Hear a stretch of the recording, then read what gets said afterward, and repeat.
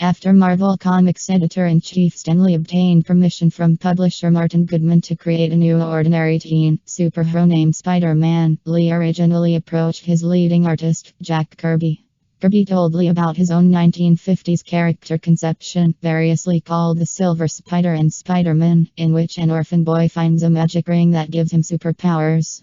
Comics historian Greg Theakston says Lee and Kirby immediately sat down for a story conference, and Lee afterward directed Kirby to flesh out the character and draw some pages. A day or two later, Kirby showed Lee the first 6 pages, and, as Lee recalled, I hated the way he was doing it. Not that he did it badly, it just wasn't a character I wanted, it was too heroic. Lee turned to Ditko, who developed a visual motif Lee found satisfactory, although Lee would later replace Ditko's original cover with one penciled by Kirby. Ditko said, "The Spider-Man pages Stan showed me were nothing like the eventually published character. In fact, the only drawings of Spider-Man were on the splashy page 1 and at the end where Kirby had the guy leaping at you with a web gun. Anyway, the first 5 pages took place in the home, and the kid finds a ring and turns into Spider-Man." Ditko also recalled that one of the first things I did was to work up a costume, a vital, visual part of the character. I had to know how he looked before I did any breakdowns. For example, a clinging power so he wouldn't have hard shoes or boots, a hidden wrist shooter versus a web gun and holster, etc. I wasn't sure Stan would like the idea of covering the character's face, but I did it because it hid an obviously boyish face. It would also add mystery to the character. Much earlier, in a rare contemporaneous account, Ditko described his and Lee's contributions in a mail interview with Gary Martin published in Comic Fin issue 2 of summer '65. Stan Lee thought the name up.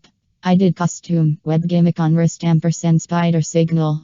He added he would continue drawing Spider-Man if nothing better comes along. That same year, he expressed to the fanzine Voice of Comicdom regarding a poll of best-liked, fan-created comics, "It seems a shame, since comics themselves have so little variety of stories and styles that you would deliberately restrict your own creative efforts to professional comics' shallow range. What is best liked by most readers is what they are most familiar in seeing, and any policy based on readers' likes has to end up with a lot of look-alike strips. You have a great opportunity to show everyone a whole new range of ideas, unlimited types of stories and styles. Why flub it?" From 1958 to 1968, Ditko shared a Manhattan studio at 43rd Street and 8th Avenue with noted fetish artist Eric Stanton, an art school classmate. When either artist was under deadline pressure, it was not uncommon for them to pitch in and help the other with his assignment. Ditko biographer Blake Bell, without citing sources, said, "At one time in history, Ditko denied ever touching Stanton's work, even though Stanton himself said they would each dabble in each other's art, mainly spot inking, and the introduction to one book of Stanton's work says Eric Stanton drew his pictures in India ink, and they were then hand-colored by Ditko."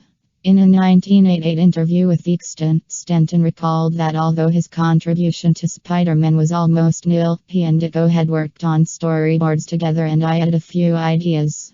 But the whole thing was created by Steve on his own. I think I added the business about the webs coming out of his hands. Spider-Man debuted in Amazing Fantasy issue 15 in August 1962, the final issue of that science fiction fantasy anthology series. When the issue proved to be a top seller, Spider-Man was given his own series, The Amazing Spider-Man. Lee and Ditko's collaboration on the series saw the creation of many of the character's best-known antagonists, including Doctor Octopus in issue 3, the Sandman in issue 4, the Lizard in issue 6, Electro in issue 9, and the Green Goblin in issue 14. Ditko eventually desired credit for the plotting he was contributing under the Marvel method. Lee concurred, and starting with issue 25 in June 1965, Ditko received plot credit for the stories. One of the most celebrated issues of the Lee Ditko run is issue 33 in February 1966, the third part of the story arc If This Be My Destiny, and featuring the dramatic scene of Spider-Man, through force of will and thoughts of Emily, escaping from being pinned by heavy machinery. Comics historian Les Daniels noted, Steve Ditko squeezes every ounce of anguish out of Spider-Man's predicament, complete with visions of the uncle he failed and the aunt he has sworn to save. Peter David observed, after his origin, this 2-page sequence from Amazing Spider-Man issue 33 is perhaps the best love sequence from the Stan Lee/Steve Ditko era. Steve Saffel stated the full-page Ditko image from the Amazing Spider-Man issue 33 is one of the most powerful ever to appear in the series and influenced writers and artists for many years to come. Matthew K. Manning wrote that Ditko's illustrations for the first few pages of this Lee story included what would become one of the most iconic scenes in Spider-Man's history. The story was chosen as number 15 in the 100 Greatest Marvels of All Time poll of Marvel's readers in 2001.